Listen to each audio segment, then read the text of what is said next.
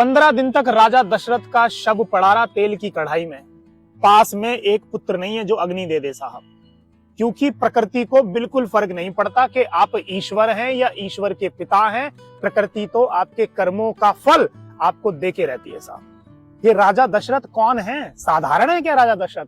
अखिल ब्रह्मांड नायक जगतपति योगेश्वर नाथ श्री राम जिनके पुत्र हैं, पूरी सृष्टि को जो अपने फन पे रखने की क्षमता रखते हैं, अर्थात लक्ष्मण भगवान भी उनके पुत्र हैं, इंद्र उनके मित्र हैं।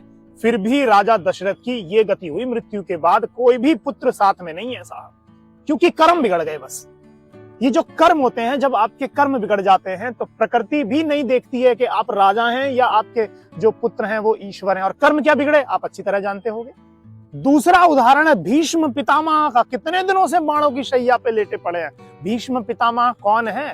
सबसे बड़े ब्रह्मचारियों का अगर उदाहरण लें तो भीष्म पितामह का नाम आता है। कोई भी गलत काम नहीं किया 100 साल तक भी, परंतु एक ही गलत काम हुआ कि एक नाग को साइड में फेंक दिया और वो नाग कांटों में गिर गया जाकर, और वो कई दिनों तक पड़ा रहा साहब। दूसरा, एक हिरणी को तीर मार दिया, वो हिरणी गर्भवती थी, तो ये कर्म बिगड़ गए साहब। अब तीर मारा एक और कांटों में नाग पड़ा रहा, तो भीष्म पितामह भी बाणों की सैया पे लेट गए।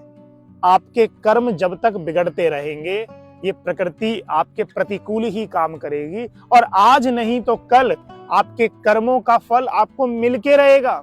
फिर आप ईश्वर के पास भागो, ज्योतिषियों के पास भागो, जादू टोना टोटकों के पास भागो, कुछ भी नहीं होने वाला है, क्योंकि प्रकृति के आगे नहीं चलने वाली है किसी की। देखिए, प्रकृति तो देके ही रहेगी आप। तो इसलिए अपने कर्मों को शानदार करिए। जितने आपके कर्म शानदार होंगे, प्रकृति आपके अनुकूल काम करेगी।